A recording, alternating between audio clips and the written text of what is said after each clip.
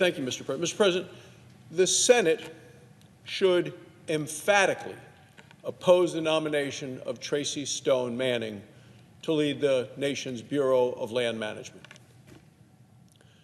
It's hard to believe, but she has colluded with eco-terrorists. Plain and simple. She stonewalled a criminal investigation for years. She lied to the Senate, and she still holds radically dangerous views, and yet she is still the nominee of the President of the United States for this very important post. It is outrageous. Let's begin with her ties to the eco-terrorists. You know, we worry about terrorism in this world and in this country. By her own admission, in her court testimony, when she was in graduate school, she collaborated with eco-terrorists who had hammered hundreds of metal spikes into trees in a national forest. This was in Idaho. Now, tree spiking involves hammering a metal rod like this one into a tree trunk.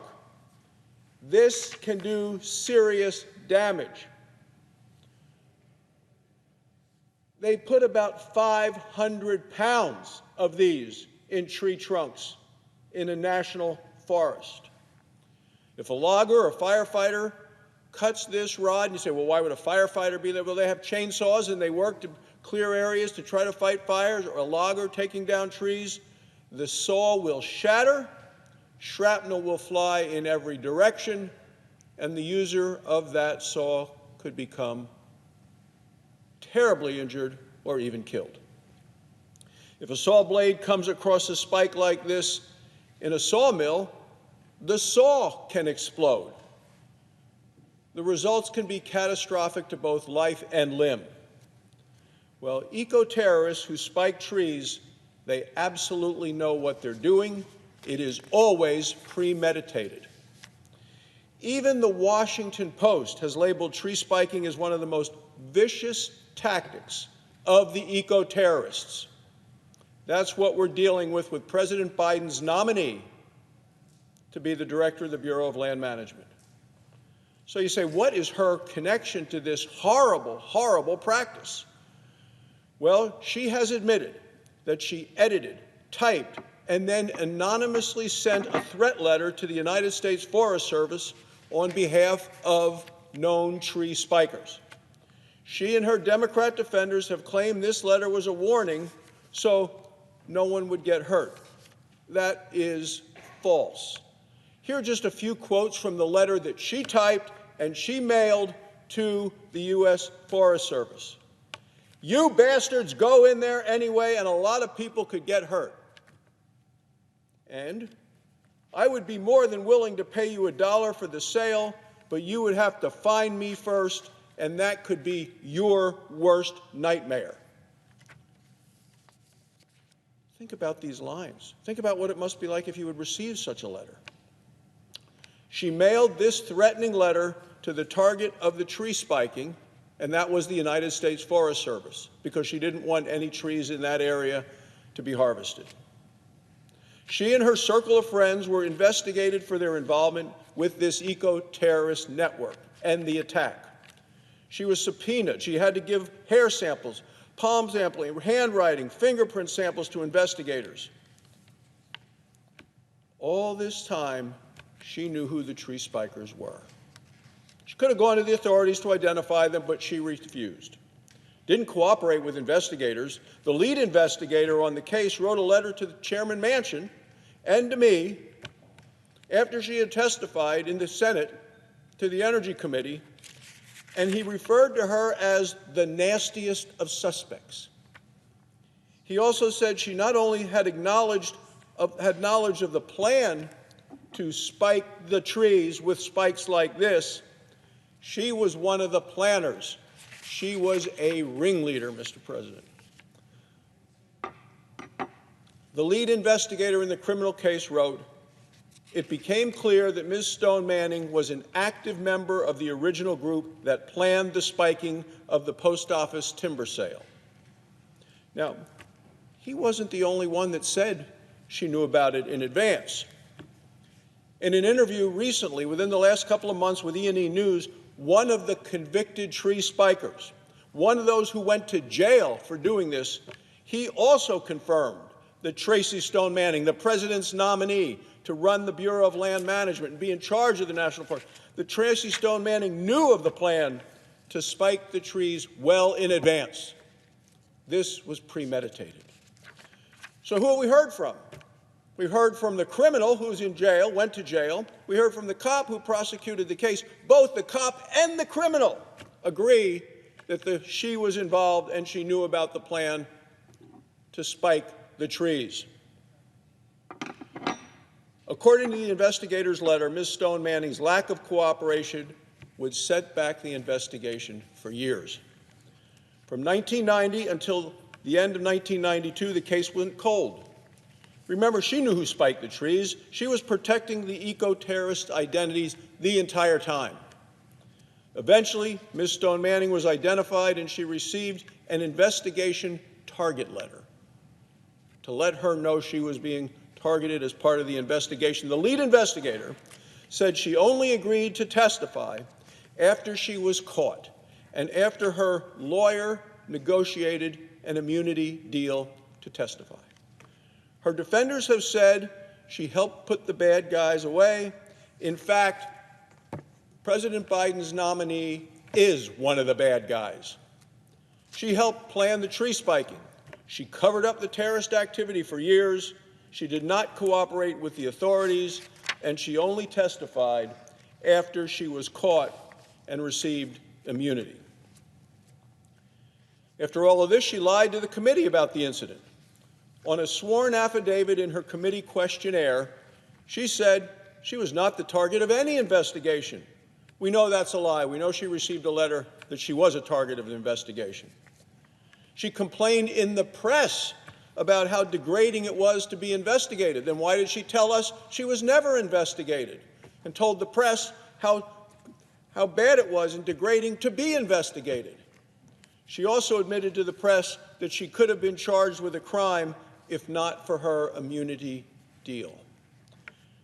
She also lied about her involvement in the tree spiking.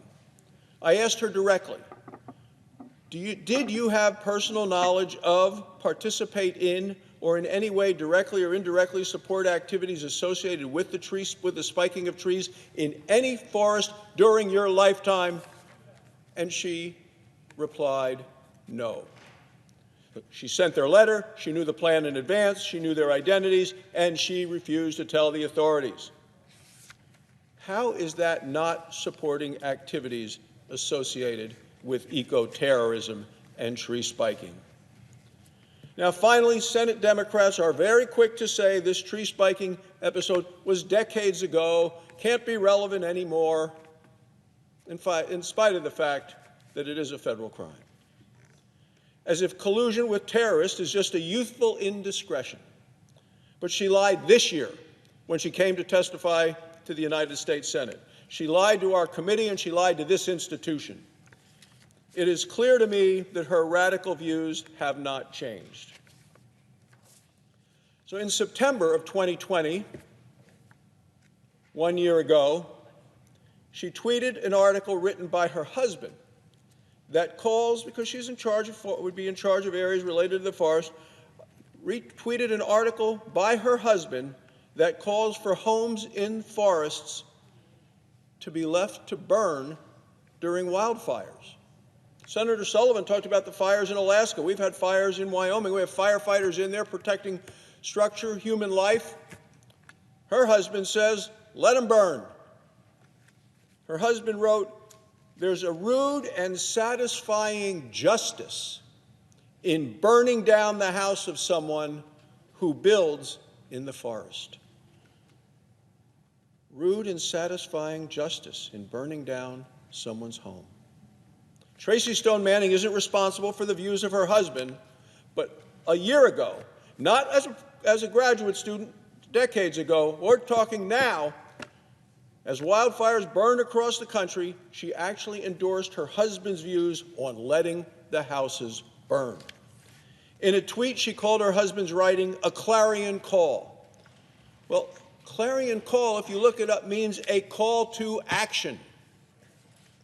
As the director of the Bureau of Land Management, Tracy Stone-Manning would be in charge of firefighting operations on public lands.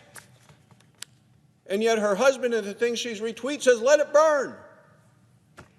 Apparently she is comfortable leaving the houses and the homes of our constituents in the Rocky Mountain West to burn because they built their homes in the forest. I have constituents who have homes in the forest. I am sure almost every senator does. And this tweet wasn't 30 years ago. This tweet was 1 year ago. Who actually thinks her beliefs are different today? Now, her views on firefighting are just the tip of the iceberg. In her graduate thesis, she actually argued that Americans need to have fewer children. You know why? Because she says children are a threat to the environment. She actually called children environmental hazards. Can you find the environmental hazard in this photo? She told her readers to stop at 1 or 2. She even made ads like this one to promote these ideas. The child as an environmental hazard. And she's the nominee of the President of the United States for an important position in this government.